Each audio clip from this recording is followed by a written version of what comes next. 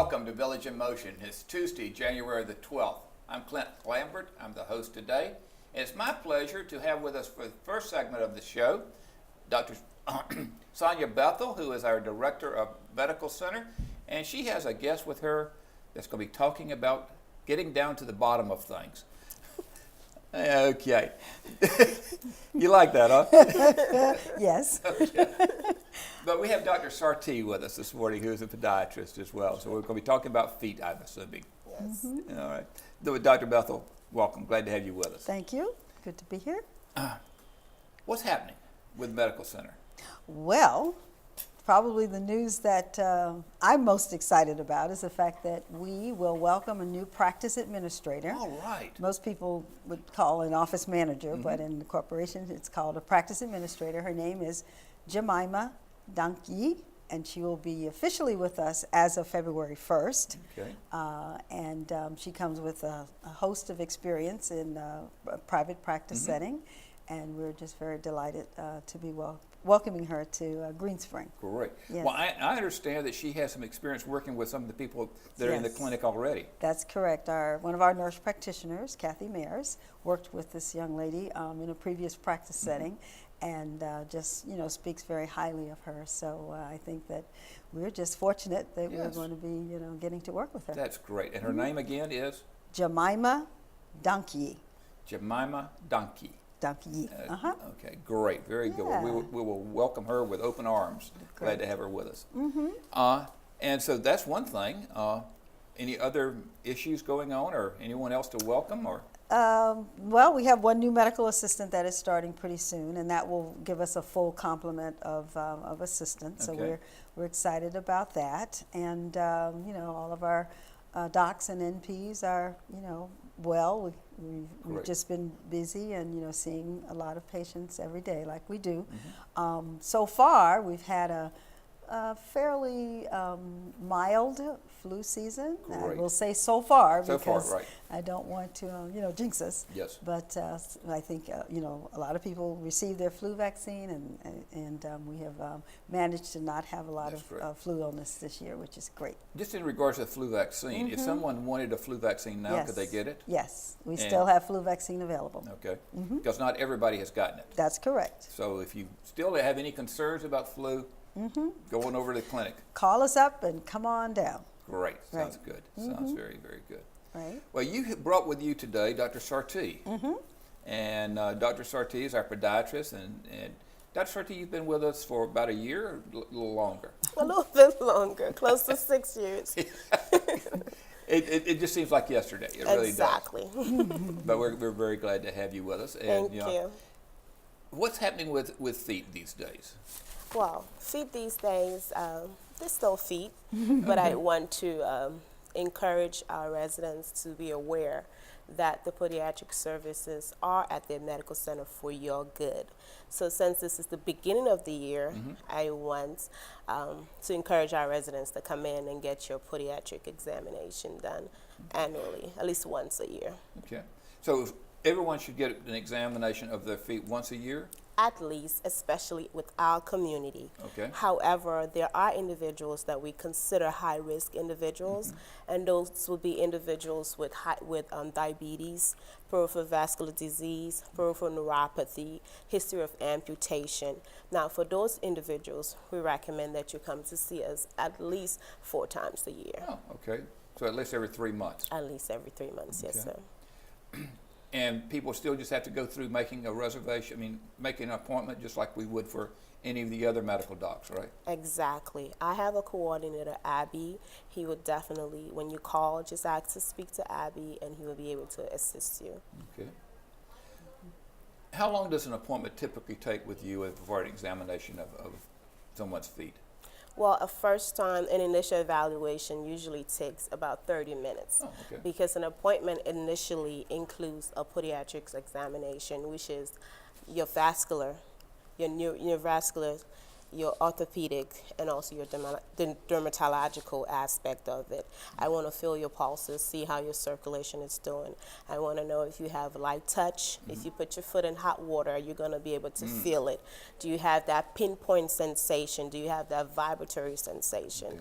And also I want to screen you for any cancer, any skin cancer, any warts, any tinnitus, which is fungus. It's very common with our community. They don't get to see as well because some of our seniors may have visual impairment and they're not able to see their skin as well as I will be able to. So all of those. So it takes about 30 minutes. And then a regular palliative care, which would be just cutting off your toenails and your calluses, just maintenance. That would be a follow-up, about 15 minutes. Okay. Yes, sir. With toenails, because I know there's a lot of people go and get their toenails trimmed by you. Is there any way of determining when toenails need to be trimmed, or do you just do the every 3 month type routine? No, for some of our residents, their toenails do not grow as long as others. So it's based on you. But once you feel a little bit of pain, not even a pain, if you feel that your shoes are pressing on it, it's about time. Ideally, 10 to 12 weeks is good. However, not all of them grow as fast, but ideally 10 to 12 weeks. Okay. Is there anything people can do in regards to foot care to facilitate things, facilitate circulation, or decrease warts or calluses, those kinds of things? Yes. Well, I find that most of in our community, one pair of shoe, once they're comfortable with it, they like it. And sometimes I have to talk them out of it. And I understand if you do have a pair of shoes that are very comfortable and you've had them for years and you do not want to change them, one thing you can do is spray your shoes with Lysol and let it to air dry on a weekly basis. That would prevent fungus of the skin. It also prevents fungus in between your toes. Also try to change your socks regularly. I was surprised that one of my patients asked me, how often should I change my socks? And I said, every day. Really? I'm like, yes, every day. So you want to change your socks every day. That will prevent. And also, if you cannot make it to us, get a file and file your toenails on a weekly basis. And that's a fingernail file. A fingernail not file. A metal file. Not right? a metal file, definitely. The wooden fingernail file. Yes, sir. Should people trim their own nails, or should they come to you to have the nails trimmed? If you are healthy, if you don't have any vascular problems, if you don't have any diabetes, if you don't have any peripheral neuropathy, if you have good hand dexterity, if you're flexible, then yes, you can trim your toenails. And what you want to do is just go straight across and file the corner. However, if you are a high-risk patient, definitely no. And the reason being, with high-risk patients, why would you tell them not to trim their own nails? Because unbeknown to them, if you're visual impaired, you may cut your skin. I see about 2 or 3 patients a week that say, "Oh, I'm bleeding. I cut my. I was trying to cut my toe and I cut my skin." And so, without proper wound care, that may lead into something worse. So you definitely don't want to do that. Okay. You mentioned the fact of getting your nails trimmed and observing your skin and making sure that what's going on with your feet and changing your socks on a regular basis. Right. Does Epsom salts or things like that or foot baths make a difference for people? Foot baths are very soothing and they may soften your toenails when you trim them. However, I do not recommend it for any high-risk patients. No, not at all. If you're not in a diabetic category, if you do not have peripheral vascular disease, if you're healthy, whereas you're clear to cut your toenails by me, then you can definitely soak your feet in Epsom salt and warm water. However, if not, then you would need to be close with a relative to soak your feet, someone who can feel the temperature of the water. Yes, sir. Okay, very good. Talked about fungus, and there's a lot of us walking around with fungus under our nails. What do you do for that? Now, with fungus, what you can do is debridement. That's number one. Secondly, there's a medication called Lamisil. However, because of the increase in liver enzymes, it's not really welcome in our community because most of our population, they're taking medication that affects their liver anyway. So we tend to not recommend that.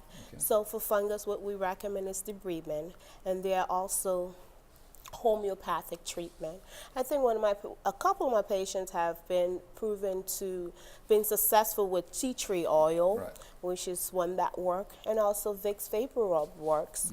So topical antifungal are not 100%, but they decrease the progression of the fungus.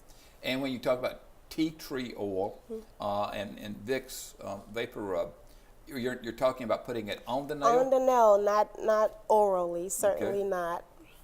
And they can purchase tea tree oil? Tea tree oil, Vicks, and also any antifungal topically at the pharmacy. I know CVS, Walgreens, they have those, and also Walmart. Oh, okay. So, folks, we can go out and get things ourselves rather than having to see you. If you have a fungus underneath your toenails, although we should be seeing you. Yeah, ultimately you want to come and see me because you will have to come and ask me if it's working. Okay, good reason. Excellent reason to see you in regards to it. And for people to really pay attention to their shoes and how their shoes are affecting their feet, right? Exactly. And this year is a good year to come. This time is a good time to come for an annual foot examination. I'll be able to evaluate your feet and tell you if your shoes is actually giving you the right posture and balance, because you want to look at the arch and also the shoes and the wearing down at the heel. All of those things are significant. Okay, all right. Very good. Any other pointers that we should have in regards to foot care? Just a couple of fun facts. Okay. Study shows that we as individuals probably walk 115,000 miles in our lifetime. Okay. Our female will walk about 10 miles a day, males 5 to 7. You have 23 bones in your foot, which makes up about 25% of the bone in your body. Your feet helps with your posture and your balance. Healthy feet, healthy lifestyle. So an annual evaluation is always a good start. Good. And so we always need to be aware of our foundation. Exactly. Right? All right, in regards to that. Well, thank you very much for your words of wisdom, your pearls of knowledge to us, and really encourage people to get in and get seen. You're welcome, Dr. Lambert. Okay. Thank you.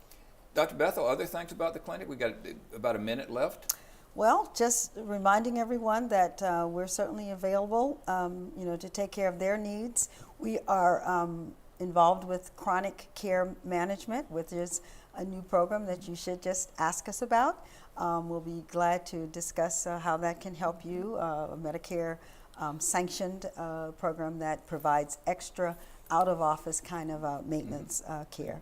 So that's the buzzword that Good. You'll be hearing us talk about. So, new year, Yep. get in and get seen by the medical clinic, by the docs or the nurse practitioners. Yes. And let's get off to a really good year health-wise. Okay, Absolutely. very good. Well, thank both of you for showing up this morning and sharing your Thank information you. with us. Thank Appreciate it. you. Yeah.